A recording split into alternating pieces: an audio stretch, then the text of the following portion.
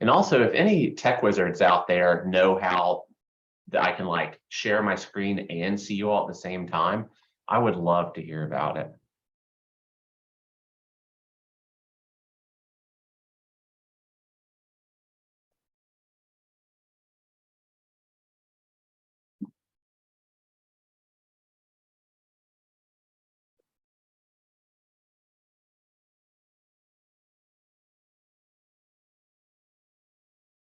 All right, so I am showing 102. We're going to go ahead and get started. So good afternoon, everyone, and welcome to the third part of our 7-part monthly Overcoming Barriers to Engaging Fathers video series, watch party, and guided discussion. Thank you all for showing up. A quick introduction, just in case. My name is Patrick Childers, and I work as a program coordinator at the Healthy Families Florida Central Office.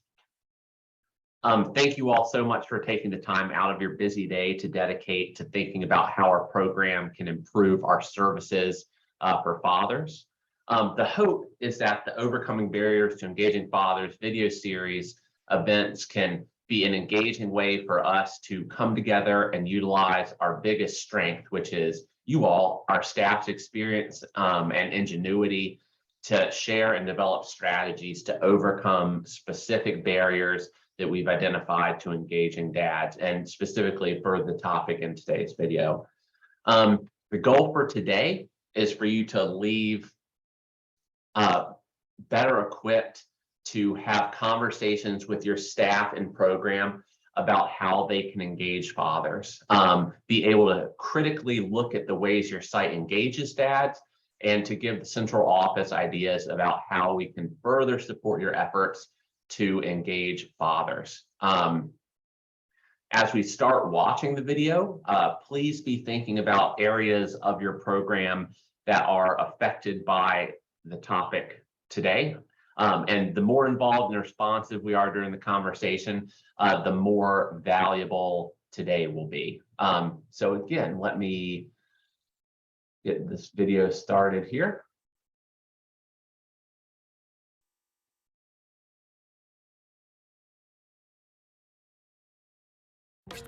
And if you all can't hear it, let me know.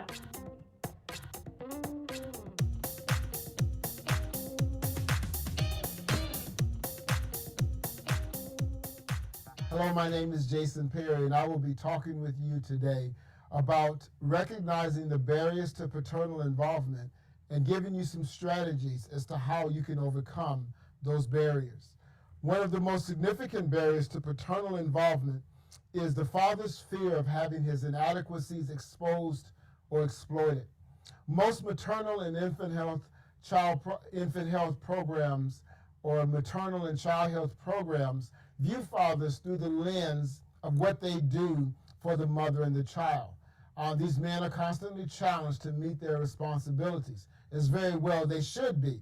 But very often what is missing in this approach is understanding that the reality that many men feel totally inadequate to meet those responsibilities. The result is that many men will allow their sense of inadequacy to override their sense of responsibility. Because they feel unprepared to do the job as fathers, they will take the lesser route of just simply leaving those responsibilities. And the reason for that is that feeling inadequate feels considerably worse than feeling irresponsible for many men. And so therefore this becomes a problem. So if we can increase their sense of adequacy, if we can overcome those barriers of inadequacy, then we can increase paternal involvement. So let's look at some of those things we can do to increase involvement. One of the things you can do is to encourage them. Don't be so quick to point out where he's failing, but learn to celebrate where he is succeeding. Now, that doesn't mean that you should not hold him accountable to meet his parental responsibilities. It doesn't mean that he should not be challenged if he's not doing that.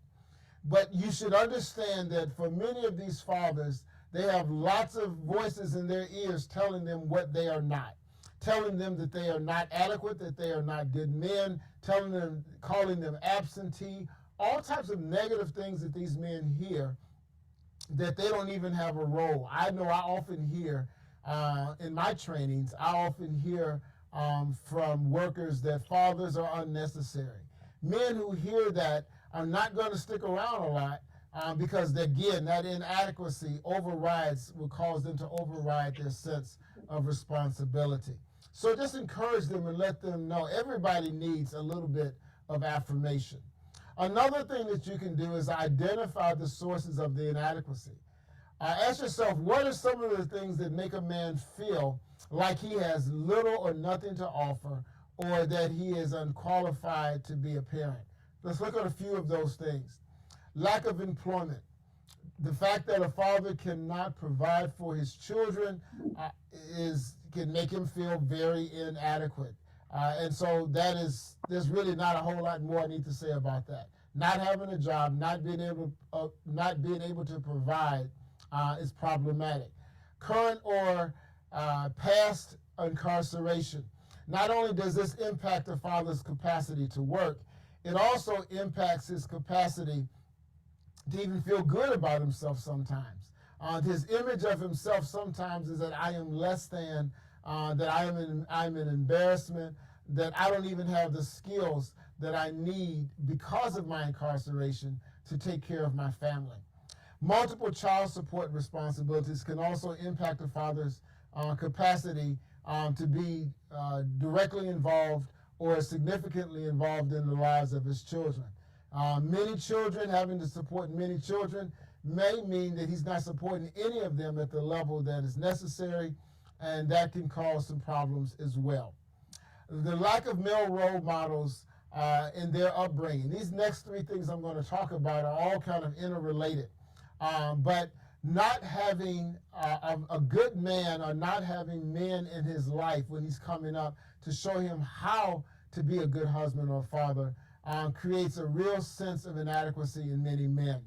Not having a father, not even having a father, not just having a good role models, but not having a father can lead many men to have a fear of responsibility. I know personally, I've never called a man daddy in my life.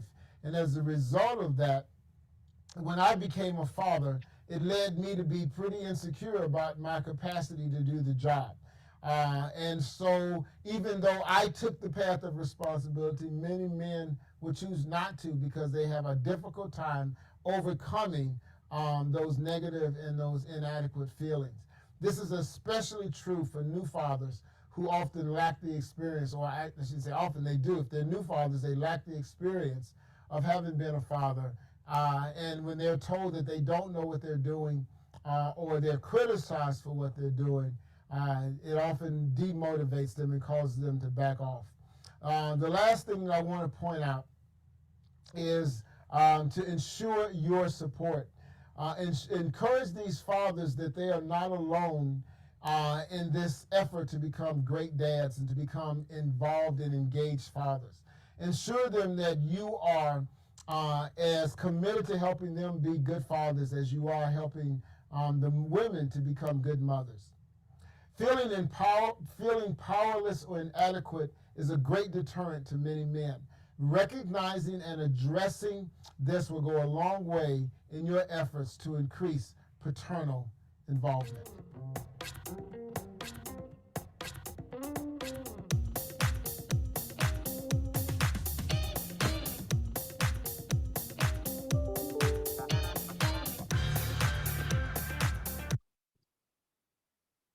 I watch these videos a lot and I enjoy the little jingle. I know that's, but anyway, okay. So I'm going to try to change the sharing here real quick so that we can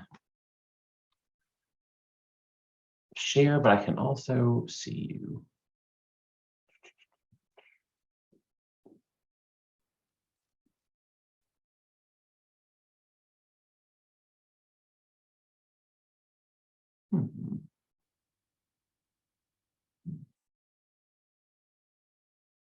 Okay, because I really like this image. I like being able to see it. So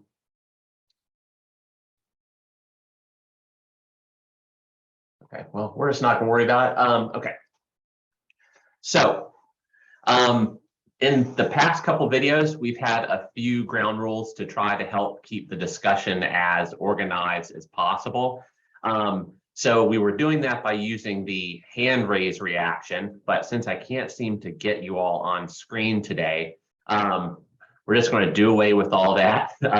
So if you have a question or a comment, feel free to just speak up. And we'll try not to talk over each other too much, but we all know that happens in virtual meetings now. So, or also feel free to type it into the chat box, and I will read those as I see them. So I'm going to pose a couple of questions to you all today based on the specific topics mentioned in the video. But if you have a thought that you would like to share that isn't exactly related to the question that I asked, feel free to speak up. So we will just kick it off by asking, what are some of the ways you can find out? What are some of the ways you can find out why a father is feeling inadequate?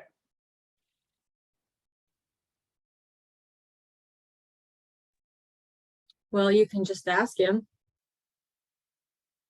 Is that you, Dana? I'm trying to, I recognize Yes. your voice. Okay. Sorry. No, great. Yeah, you can definitely just ask him.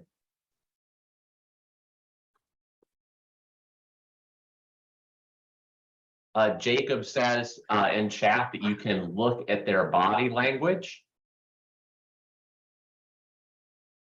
And Jeannie has said that you can normalize it, which is really great advice to let them, yeah, that they're not the only ones. It's okay to not feel like you know everything all the time.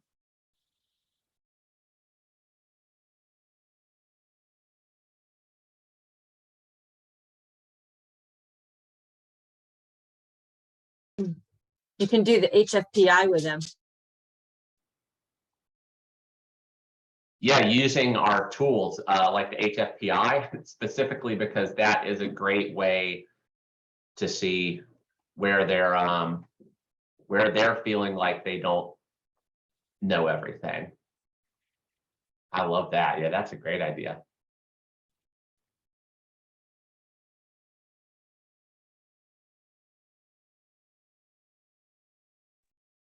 Carly, oh, excuse me. Reflect, just ask the father to reflect about his own experience with a role model or a father or grandfather or uncle. What was their experience? I'm going to stop sharing so I can see you all. It's so much better when I can just see your faces. Okay. But yeah, I'll share it in between. But yeah, that's a great idea. Carly has said in the chat to let them know that there is help. And luckily, we know where they can get it. So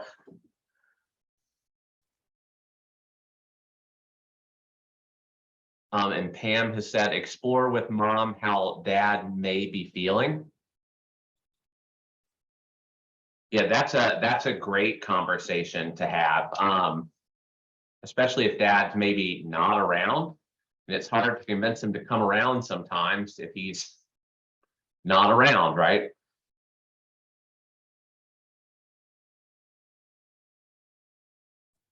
I would say also getting in sync. If the dad is at the visit, getting in sync and reading baby's cues and how they feel, how they, reading them and encouraging them to continue doing those. Or also mom responding to child's cues, what he thinks that feels and how he could, do it and what mom and the baby would benefit with. Just exploring how that feels from his perspective. Yeah, that's another great one. I'm really liking the trend of sort of like just asking him or like seeing where they feel inadequate by using the tools that we have.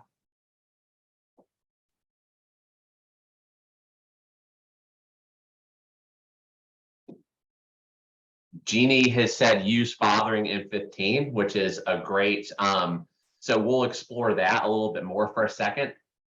Something I really like about Fathering in 15 is something that I really like about the Growing Great Families curriculum.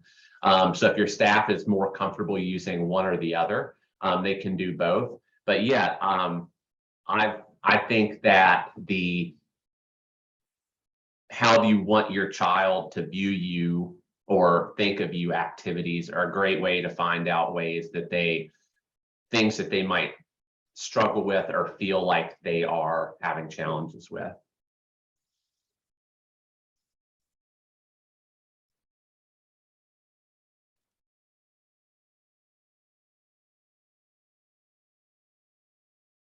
Thank you, everyone. It's a lot of great responses. I'm going to try to share the screen again so you all can see what's going on.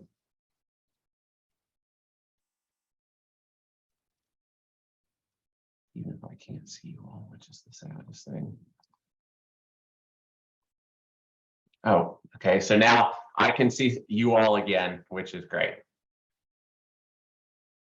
We're learning new stuff every day, but now I can't see the chat. Okay, great. So the second question, what are some of the ways our team can encourage and deliver positive reinforcement and affirmation to fathers on their caseload?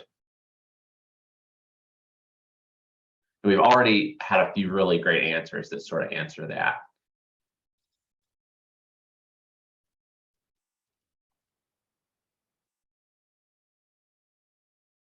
Definitely use the ATPs every time when they attempt and try.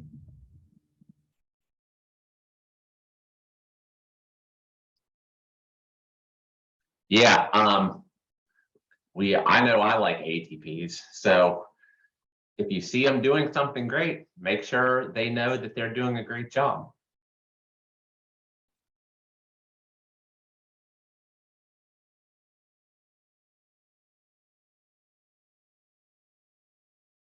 And Stuart has said in the chat to bring out books that highlight dads. That is a really great idea. We have all sort of seen how representation matters in all the media that we consume. So what better ways to show dads how important they are and necessary and all the great they can do by showing great dads in action. And Mr. Perry also spoke to not necessarily having role models is a barrier they might have, and that could be a way to overcome that. Even if it's just a dad in a book, like seeing the way another dad acts could be really beneficial.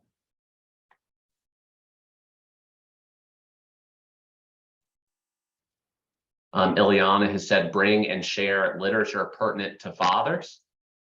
Oh yeah, that will definitely make them feel valued.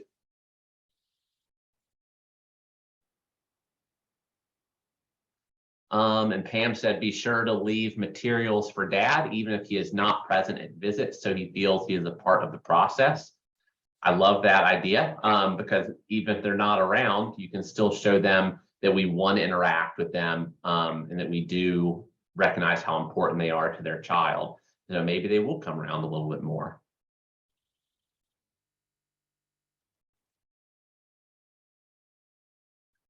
And Carly has said, have check-ins with them to see where their concerns or needs are.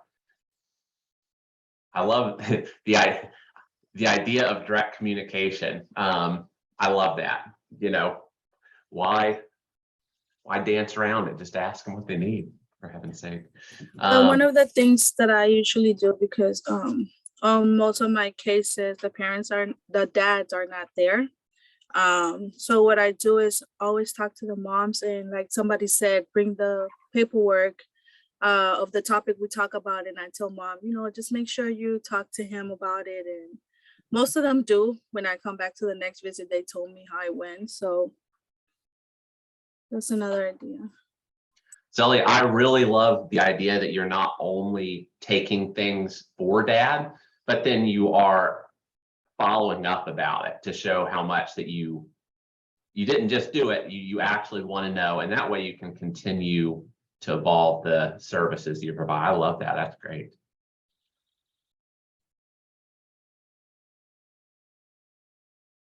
And then, yeah, from Dana and Danielle, provide fatherhood groups. I don't know if you all have gotten it yet, but I love Circle of Parents. I love parenting support groups, especially for dads. Over a couple of conversations that I've had recently, some of our retention rates among communities that might feel kind of isolated, like that don't speak English as a primary language, we have really high rates of retention with those families because you all do such a great job of building a sense of community around those people and helping build their support services. So my thought is that dads probably feel the same way. A lot of them don't have people to talk to or a community that they can engage in. So if we can help provide that support service, we will attract more fathers to our program. So I love that. Yeah, and these two sort of go to well. Ileana, excuse me, remind mothers of the importance of fathers' involvement in their children's lives. Absolutely. The more they think that they should involve dads, the more effort everyone will make. And Danielle says host father events outside of June, not just Father's Day.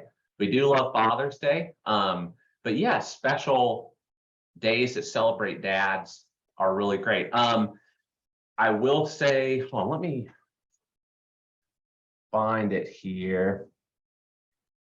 Zoom is just really giving it to. Anyway, I forget which program it was. I think it was Escambia had a Circle of Parents group just for dads, and they had a special Dads of the Year awards that they did for that group, and then I think they shared it on their social media too. And it was just like a really fun idea, and everyone here is always so creative, so that's a great idea.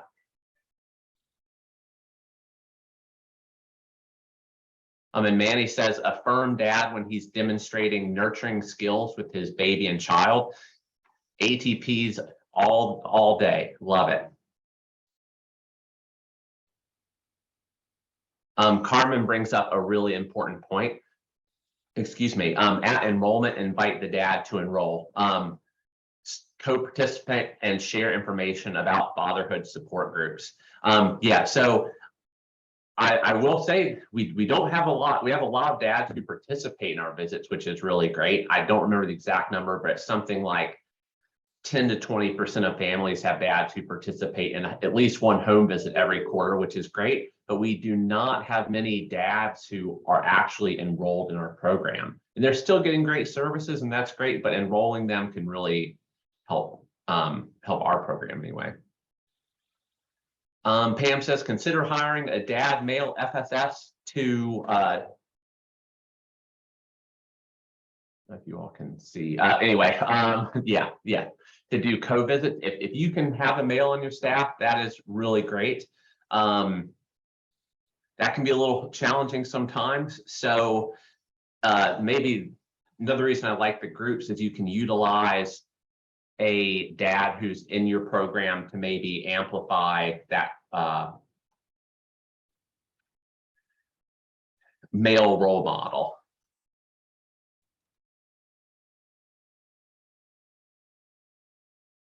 And Sabir says more education books for dads.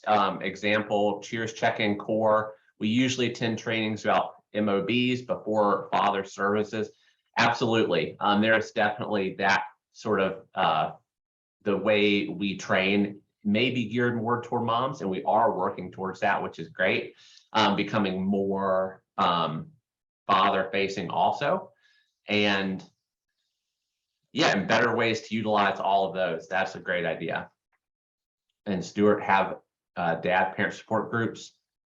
Dana says specifically, it also helps to hire a male supervisor. Sometimes that can be a great force amplifier.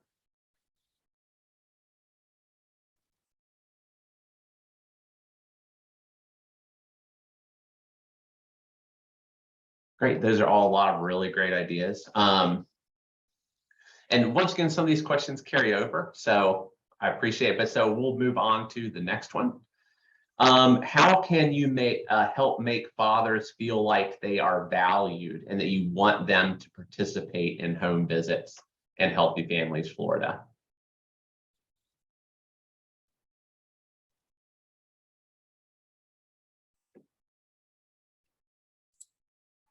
For me, I do have one family that the dad is involved, and whenever he comes out, like I take advantage of that time.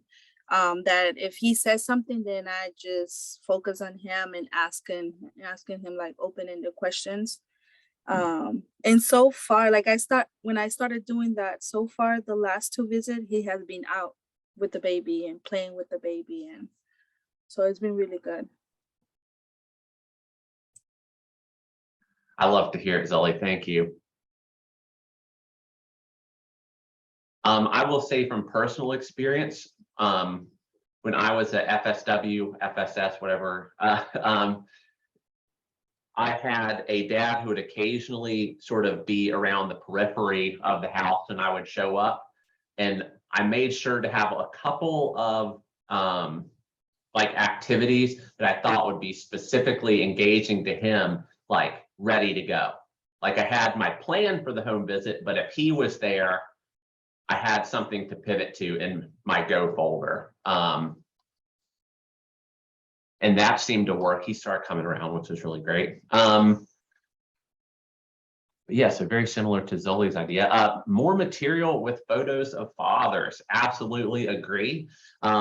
We are working on some really fun sort of like home safety leave behind cards now that we're going to do some, what do you call it when like you focus group, there it is, focus group stuff to get those out to you all. But yeah, more materials with pictures of dads. Absolutely. Because if I pick up, if I picked up a flyer and it only has, mothers on it, I might think, oh, maybe this isn't for me. I wouldn't think that, but maybe someone else. Tracy says, thank them when they do sit-ins, when they do participate in a visit. I love that, giving them that ATP to make sure that they know how much you value their time being there. Ileana, by showing fathers statistics that demonstrate the benefits of father engagement. And Dana, bring info every time, even if they aren't there. Invite them to every parent group, even if they never go. Yep. Keep at it, you guys. Persistence pays off sometimes. Susan says schedule visits, especially initial home visits and the assessment visits when he can be present, and let him know how important it is for him to be present whenever possible. Enroll FOB SO as co-participant and let them know that when MOB can't be present, he can cover that home visit and share it with MOB. That's great. I love it. And the HVAC, I didn't even think about that, would be a great way to discover what his needs are, and particularly areas that he might not feel. I know there's a few questions on there about parenting knowledge and skills or financial situations or that sort of thing that you could use to delve deeper. I think we talked about that last time, but you can do 2 different assessment visits. If he can't be there at the same time as mom, you can do one for mom and then do one with dad also. Pam says, emphasizing how important and different a dad's role in a child's life is, how his role complements a mom's role and enhances a child's growing up experience. It took 2 to make them, takes 2 to raise them. Absolutely. The more people who are looking out for that child, the better. If he's working, do an evening visit every once in a while to include him every other month or once a quarter. I agree. I know how hard everyone works, and I know how important our time off is. So even every once in a while could be really great. It doesn't need to be every time, but every once in a while is a really great idea. Sabir says, be on time for the visit. Sometimes dads take out of the house away from MOB. Sometimes they just want to vent and chat with them, make them feel proud of themselves. Yeah, being on time is very important, especially if he's working and he's carved out time to be there. We all want to respect each other's time.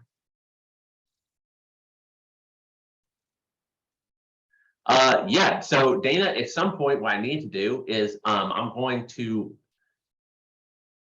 get all these recordings so we can all see them and do a bit of a conglomeration of suggestions for sure.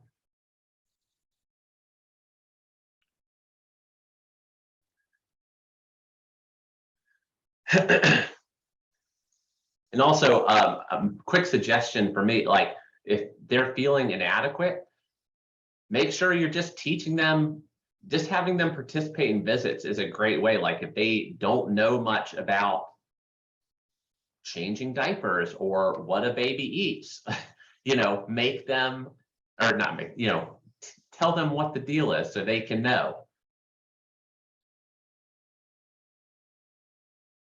Thank you everyone so much. I really appreciate all the great suggestions. And so for the last question here, I'm going to mix it up a little bit from what I have written down. But so what are some family goal plan examples we could use to help dads overcome some of the reasons they might feel inadequate? Or you know, sort of any of the tools that we have, what are some ways that we could use those specifically to help dads overcome their feelings of inadequacy?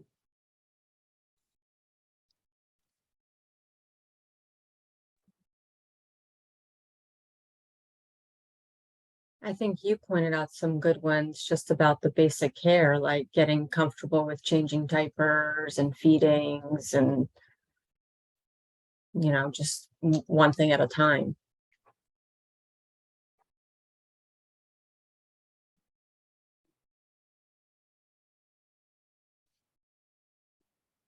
Absolutely. Excuse me. And Ileana says, add complete daily dues as a family goal plan.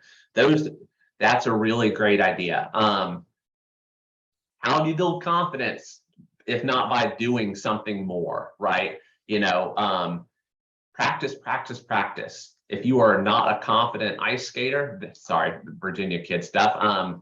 If you are not a confident skater, you got to get on the skates. You're never going to get better at it. Now, it helps to have a instructor on. You're never, or you know, maybe you're never going to learn how to ride a bike unless you ride a bike. But you got to have someone to help you ride that, learn, and that's where we are. We can help them practice. Love it. And what better way to do positive parent-child interaction than the daily dues? Susan says, I like the idea of having one goal for the father and just explore what he wants to do, just as he would with MOB. Absolutely. You can have a family goal plan. You have more than one. You can have a family goal plan. You can have a goal plan that's just for mom. You can have a goal plan that's just for dad.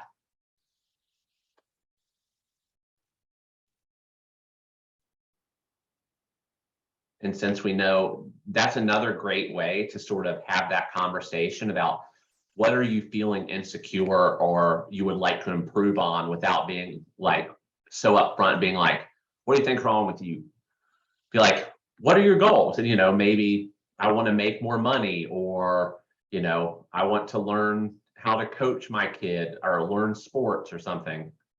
Pam says FGP that creates a designated dad time. Oh man, Pam, I love that. Time that dad will intentionally put aside for dad-child activity, i.e. reading a book, putting the baby child to bed, etc. Yeah, that's how, I mean, you create habits by scheduling time to do something. I love it. And Sue says, yes, by exploring strengths and needs, absolutely. And a lot of dads are sort of proven to be very goal driven and goal oriented. So having a list to check off, you know, that they've completed that can be a great way to help engage them.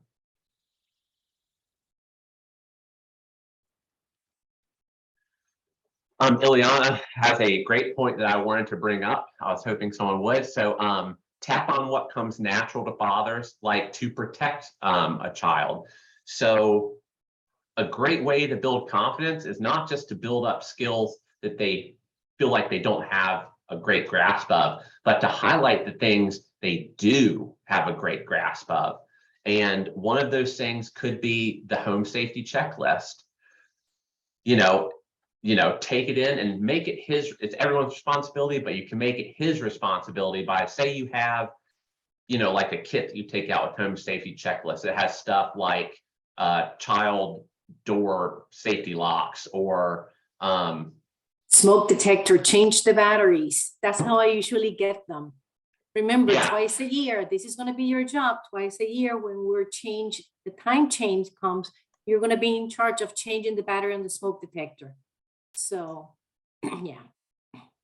I love it. Empowering them, making sure that they know they're important and they can do it. Or another great sort of way could all the home safety stuff or the ASQ stuff. Dads love to play with their kids.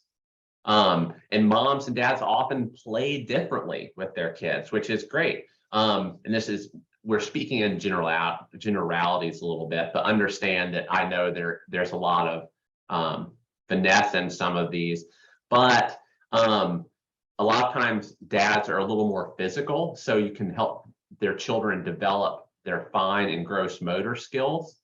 The ball basics activity.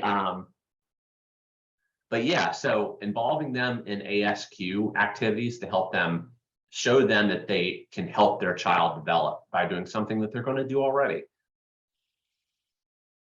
And Jeannie says a goal for mom could be to let dad do more things. A better division of labor is a great family goal plan. And that, she could take over a lot of those activities for a number of reasons, being dad doesn't know, or maybe she doesn't believe in him as much as she could. You can love someone and not maybe think that they know what they're doing all the time. So I really love that, Jeannie. That's great.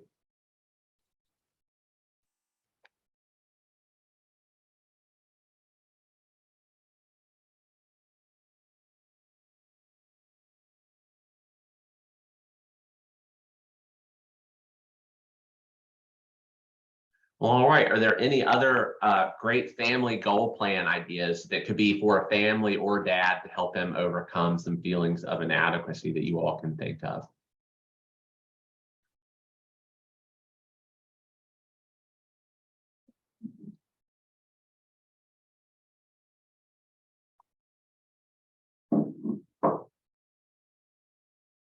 Well, great, you guys. This has been such a great conversation.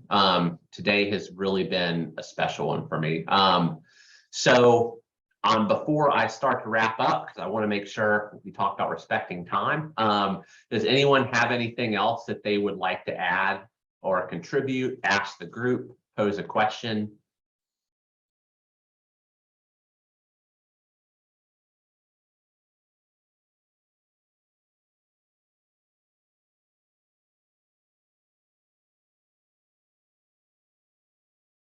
All right, well, we will wrap it up. I'm going to try to share this schedule again. I have no idea what you all are saying. So I will say that the next Overcoming Barriers to Father Engagement video series will be September 29th. It is moved back a week from the third Thursday, which I think I've been doing because of leadership. But so it'll be on September 29th. At 1 p.m. Eastern, noon Central, and we will focus on the barrier of overcoming staff ambivalence, which sort of focuses on helping make sure that your staff and your team understand how important dads are and how they can help engage them and encourage them that way. I will look forward to hearing your feedback from today's session. And seeing you all next time. So thank you again for your efforts to engage fathers in Healthy Families Florida services.